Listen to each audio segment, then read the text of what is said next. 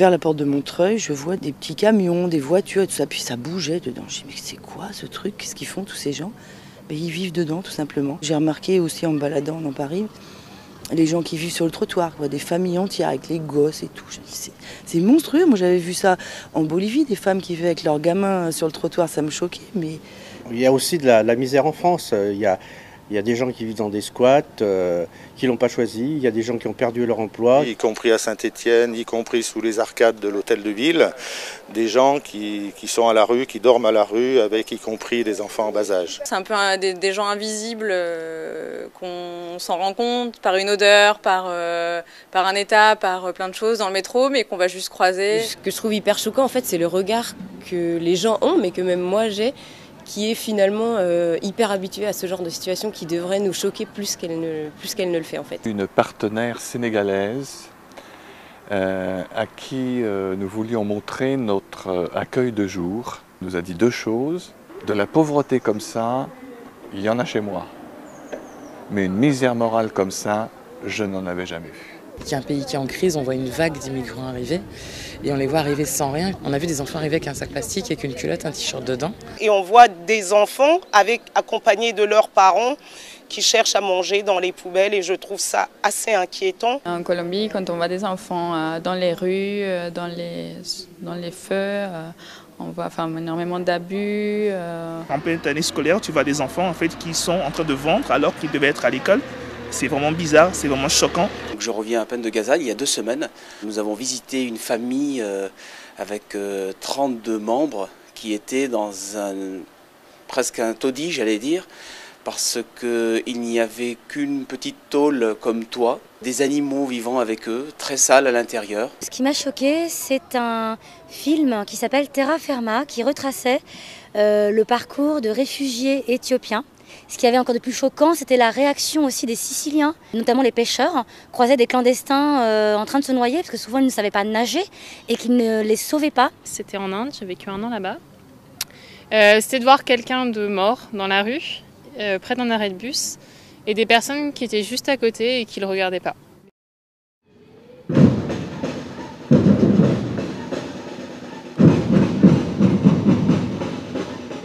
Quand on a des producteurs de denrées alimentaires qui n'arrivent même pas à se nourrir. Là, il y a des traités de libre-échange qui sont signés, qui vont mettre complètement à terre certaines agricultures paysannes, par exemple la production de lait, là, je pense à ça, et qui vont imposer qu'il y ait certaines normes qui soient respectées, et c'est une façon de tuer indirectement toutes les productions paysannes. Au Cameroun notamment, il y a beaucoup de personnes qui dorment à famille, qui s'alimentent, je veux dire, de façon assez aléatoire, certainement. En Haïti, l'eau est polluée par les déchets. Les déchets, quand il y en a trop qui ne sont pas ramassés, ils sont brûlés. Donc il y a vraiment un effet toxique qui se répand. Au Togo, nous avons encore un gros taux de décès pour les femmes qui accouchent. Sur 100 000 enfants qui naissent, on a 350 femmes qui meurent par an. De nombreuses personnes en situation de précarité et de pauvreté, même des personnes qui ont le RSA, qui ont beaucoup de difficultés pour l'accès aux soins. Ce qui m'a frappé, c'est la façon dont on est dans de la survie aujourd'hui avec le RSA. Les gens sont dans de la survie et sont de plus en plus obligés de faire des arbitrages entre des besoins élémentaires, se soigner ou se loger, se soigner ou manger. Il y a de plus en plus de migrants évidemment qui sont accueillis. Les conditions physiques, morales des gens vraiment de plus en plus détériorées et vraiment à des niveaux de soins psychiatriques aujourd'hui très, très difficiles.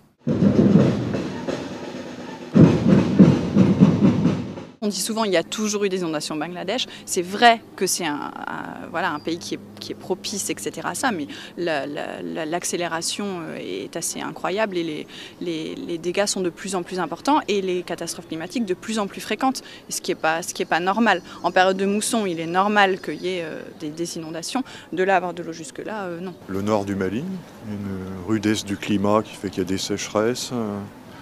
Donc pour boucler sur l'année, tout ce qui est denrées, mil, riz, voilà, parfois ça suffit pas, donc ils sont obligés d'acheter en plus.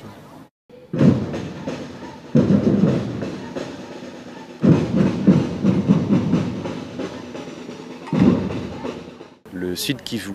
Tous les fonctionnaires sont un danger pour le peuple. Il faut payer pour être soigné, il faut payer pour être jugé, il faut payer pour étudier, il faut payer pour la police, il faut payer pour les militaires. Il n'y a plus d'État, il n'y a plus de santé, il n'y a plus de routes. Et ils vivent, voilà, on viole les femmes 100 par jour encore dans l'est du Congo. Il y a la plus grande force de casque bleu au monde qui est là-bas, 17 000 hommes, et ils ne font rien. Il y a des peuples qui ont des terres très très riches en hydrocarbures, en matières premières, en richesses agricoles, et qui ne peuvent pas en profiter, du fait bien sûr d'une corruption latente et endémique chez eux, mais aussi du fait d'un système globalisé qui permet par exemple aux multinationales de passer par des paradis fiscaux en toute transparence. Le fait de ne pas avoir accès à son identité culturelle, politique, de territoire. Je me suis rendu compte que des peuples qui n'ont pas accès à leur identité, par exemple, c'est des peuples qui meurent aussi, quoi. Teodorino Obiang-Nguema, on vient de lui saisir une quinzaine de bagnoles incroyables, sa maison avenue Foch qui fait 5000 m² avec 101 pièces, etc. Bon, ce gars-là, il se gave sur le dos de son pays, mais je me dis, mais quel appauvrissement! Il s'avilit lui aussi en pillant la richesse de son peuple.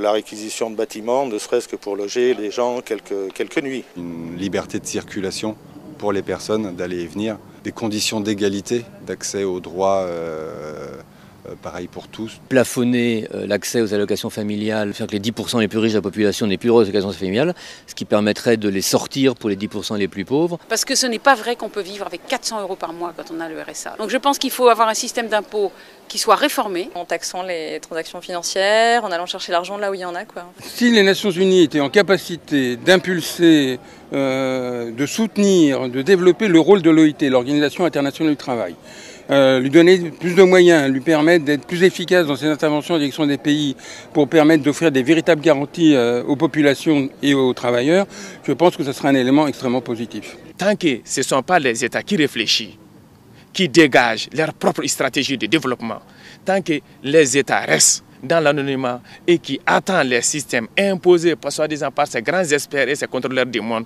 on ne va jamais s'en sortir. À l'ONU, il y a des tonnes de résolutions hyper abouties en termes de droit international, de reconnaissance de l'autodétermination des peuples, de lutte contre la pauvreté, de reconnaissance du droit des femmes, enfin, tout est écrit.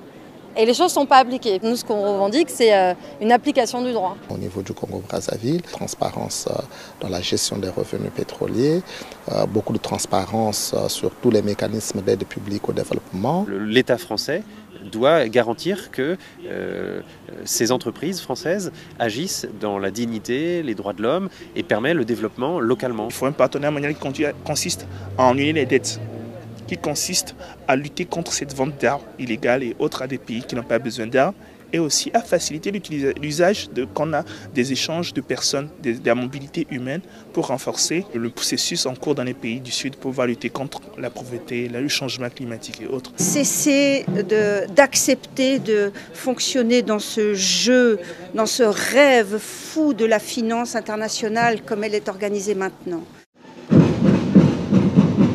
Les personnes en situation de pauvreté, elles ne veulent pas faire l'aumône, elles veulent pouvoir travailler et elles veulent pouvoir qu'on reconnaisse et leur culture et leur dignité et le fait qu'elles sont des personnes comme vous et moi. Dans les conseils d'administration des grandes organisations, il devrait y avoir au moins 50% des personnes concernées qui donnent leur expertise et leur point de vue et les alternatives auxquelles elles pensent, elles. C'est en permettant aux gens de s'émanciper finalement d'une action de « regardez, on va vous permettre de ne plus être pauvres », au contraire, eux qui parviennent à avoir envie de sortir de ça, qu'on va y arriver. Arrêter de culpabiliser ceux qui sont victimes.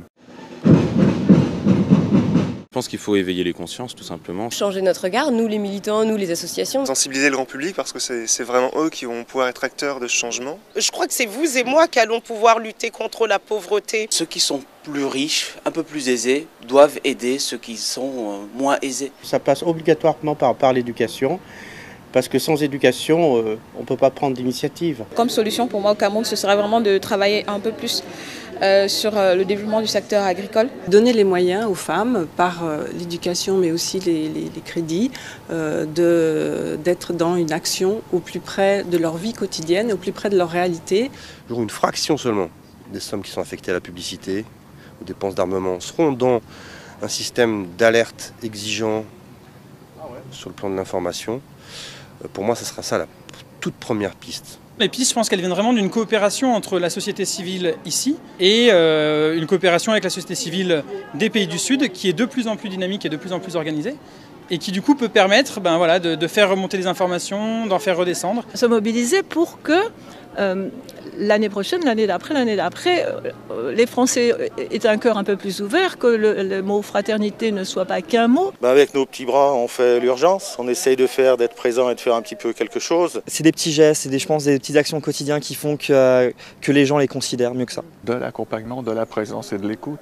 Tout le temps, même si c'est une petite goutte d'eau. Le choix de vivre chichement, sobrement, un peu à l'inverse de la croissance, ne soit pas un choix qui pousse la personne à devenir un délinquant. Si on n'arrive pas à désigner l'ultra-richesse comme une menace pour la survie de notre espèce et de notre planète, on passe complètement à côté de la plaque.